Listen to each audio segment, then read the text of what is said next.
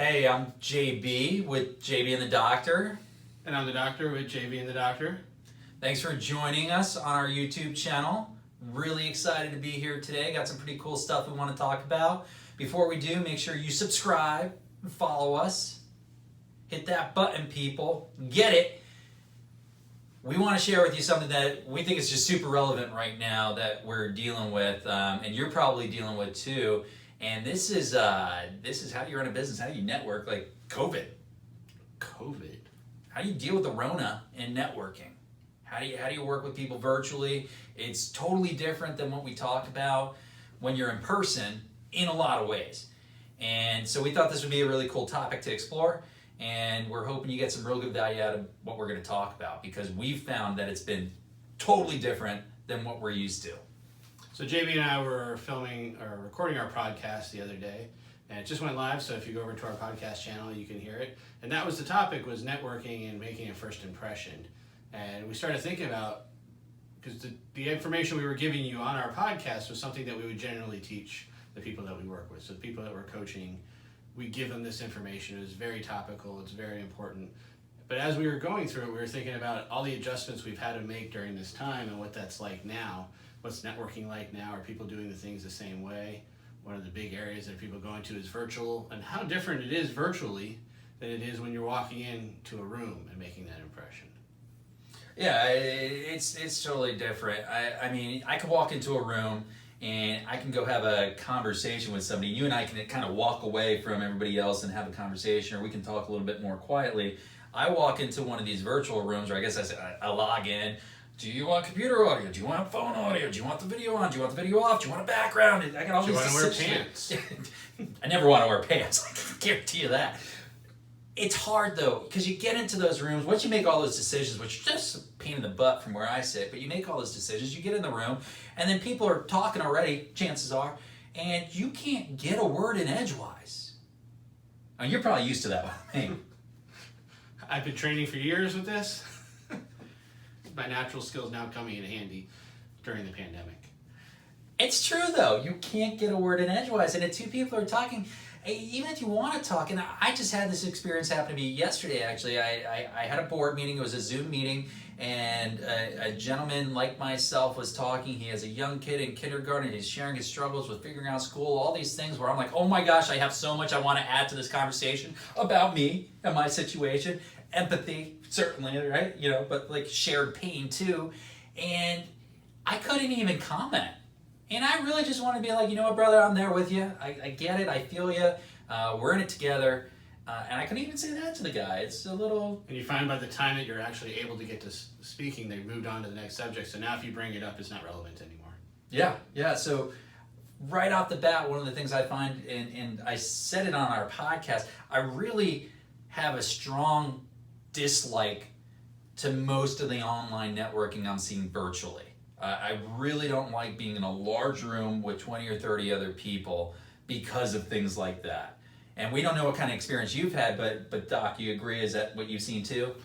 You get the general things that generally happen, like what JB was just saying, as far as not being able to get the edgewise, or as you go to somebody who's supposed to talk next, then they start talking and they go like 3 minutes into it and realize they're on mute. And then the next catchphrase everyone's talking about is, you're on mute, but they don't realize you're talking to them because they're just too busy talking. They don't hear you saying that you're on mute. So that's always Can fun. You hear me now? Exactly. Yeah. The best is the screen share, right? Where they're screen sharing, they think, and they're not. And then when they finally start screen sharing and they think they're done and they're not, and they're still on the screen share, but I can't see anybody, I can't see you, all I see is my screen, can you see me? And you're sitting there going, well, yeah, I don't really have time for this, I feel like. It was fun when I watched people share the wrong screen. You do get some insight on what people are doing when they're not listening or paying attention. Was that other people or was that you? Definitely other people. Okay, all right. Because I'm so aware that's going to happen, I'm overcompensating to make sure everything else is closed. Or actually, the quick tip, if you have a second monitor, this is a good thing to do. Set up your second monitor, because when you do your screen share, especially on a platform like Zoom, you can actually just share that second monitor, and that way the only things that you have on that screen, and that still leaves you your screen so you can still interact with the people. So it's a great way, great tip, we like tips, that you can solve that from happening so you don't you're not one of those people that are sharing things that you don't really want other people to see. I've got a tip for like everybody in the world. So pass this on to everybody. We all need to know this. We all need to settle on one software. I can't handle the Zoom, the Teams, the Ring Central, the GoToMeeting, the Google Hangout. I can't do it all. They're all different. Free market, baby. I can't handle it. Anybody else out there? Throw it in the comments. Like right now, seriously, if you're watching this, throw it in the comments. Let us know what your preferred software is. I gotta say, I don't necessarily love everything about it, but I think just for ease of use and getting used to it, Zoom all the way for me. What about you? I find Zoom's definitely user friendly, and it's become the adjective for it now. Just like when you're drinking a soda, everyone calls it a Coke. So I feel like Zoom has become that pronoun for, or a proper noun for introductory. Yeah. Zoom's got to be kind of the go-to. I guess like what makes somebody decide that Zoom isn't good enough? Like, oh, you know what? I know you and everybody else that I've ever worked with in this country or this world, you all use Zoom, and I know you like it or you're comfortable with it. Let's do Microsoft Teams. Let's just throw a curveball out there because all this works so seamlessly. Well, I'd imagine it's like most things, price point and which deal the company's working with. They might have exclusive contracts. If you're, of course, if you're using G Suite, Microsoft or Google Meet is included, so right, you can get the extra upgraded thing. Zoom does add on if you want to go over an hour, or if you want to add more people, you do have to pay for the upgrade. So things like that definitely play a role. I noticed, when I was running early in the pandemic, Make a point. I didn't want to invest really more into that, and I had to run some team meetings. We were definitely using Google Meet, but then once I realized we were going to be doing this for a little bit, and I realized some like the breakout room features, which is a wonderful thing if you're doing some networking. You're able to do some one-on-one meetings. You can even break up your group into doing some one or two-on-one kind of groups, and really do some great networking that way. It takes some of the pressure off what we were talking about earlier of everyone trying to talk at the same time. You actually can do a little one-on-one.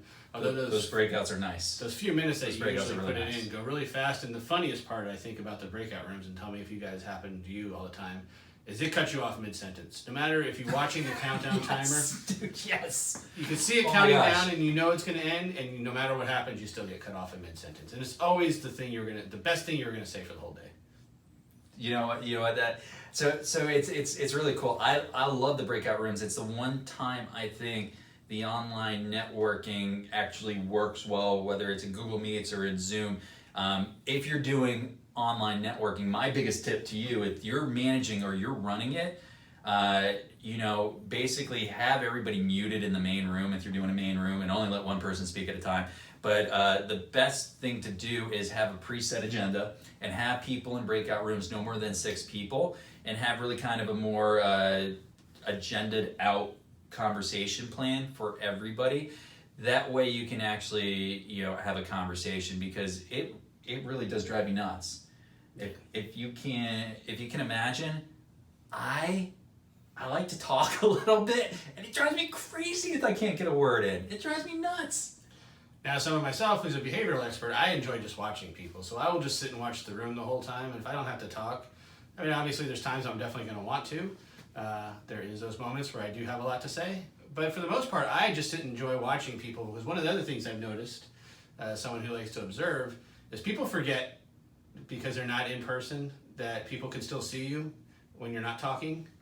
And the things that they do in the background are quite entertaining. So you can turn it into a little bit of a game while you're doing that. Watch some of the other reactions, and you get to know a lot about people. So I don't know if you have any good stories about that, but my favorite personally, it's nothing like crazy or insane. It's just the person that, they kind of like to the side, they put their phone and they're going to pretend like they're not talking on the phone and they're listening to you, except you can see their mouth moving and see their hands moving if they're anything like me, and you're going, bro, you're on the phone.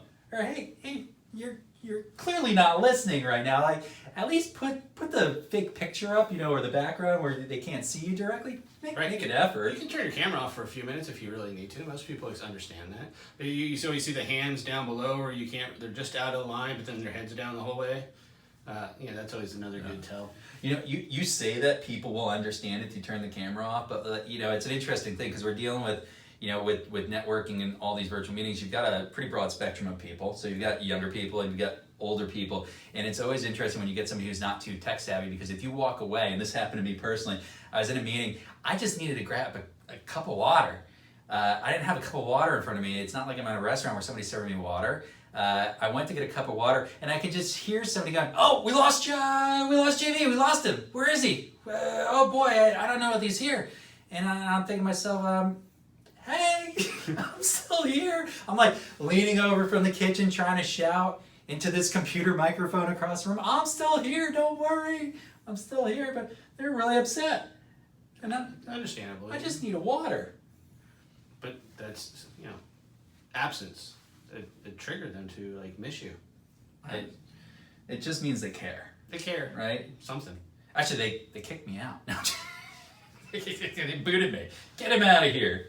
My favorite one that I saw is, or one of the early in the pandemic, we had the lady that went viral who brought her phone into the bathroom and went through the whole thing forgetting she was live. But the thing that got me the most about that, it's funny enough that she forgot that, but she was on a closed call with just 8 other people who all know her. So someone had to release that out to the people. Who put her on blast like that? So I always ask, if I'm in the room with you guys and I'm doing something embarrassing and it's a private, if we're out in the public and it's a wide open meeting, sure, I deserve it. But if we're in a private group amongst friends, come on, you gotta protect. Do it at the Christmas party. You don't need to go viral with that. So here's a good tip. Don't throw somebody under the bus on the internet. Try not to. Cool. Yeah. Not cool. Yeah. Especially if you work with them. Yeah. That's what I'm saying. Not cool, man. Now I'm just running through all the things I might be able to post later. I got this guy's mind in the wrong place right now. Hey, again, if you like what we're talking about, if you think some of this is useful, if you agree, first of all, throw us some comments. Give us some feedback. We'd love to hear from you. We'd love to interact. But subscribe, hit that button, give it a buzz. We want you to know when we get our next video out. We're going to be doing this pretty much every week, right? I would imagine so. Well, like I said, I really do hope you enjoyed what we had to say. If you like us, fantastic. If you don't, send us over to somebody that you don't like. They'll probably like us. I think so. Someone's going to like us. Almost guarantee that, just by odds. They'll like him or they'll like me, at least. We're pretty different people, so you got a little bit of something to like here. We have a 50% chance. 50-50? I'll take those odds. I'll take those odds any day. Anyways, make sure you subscribe. Don't just comment, subscribe, follow us. We're not just here. We're all over social media. Where were you at? You got to push the like buttons also. There's a little noise down there. You ding. You want us to remind you when our next episode comes live. Go over to our podcast that just launched. As we said, some great content. Go a little bit more in depth about what we were talking about today. So networking, the real ways you want to network once you're in public, not just Rona time. And find us on Instagram, follow us on Twitter, LinkedIn, Facebook, free support group if you want to head over there. We have a community group that we give some great tips on. Oh man, we've got to even mention that. Yeah, all these places you can find us. So what kind of support is it? It's support for how to deal with people like JB and the doctor. We're not that hard to deal with, come on. It could be true. So support's not the right word. Community group. We have a community group over there Yes, where we you do. are a great community of resources. You guys can share your knowledge. We share our knowledge. And look at that team that kind of builds from there. Don't take our word on it. Just join the group. Check it out. We'll be there. We like to give free stuff away over there too. We do. We do. We do. I need to join this group. You should. Oh, this is our group we're talking Yeah, but we haven't let you in yet. about. They're still vetting me. All right, I'm JB. I'm the doctor. Thanks for joining us. This is Mastery with Science, and we'll sell you later.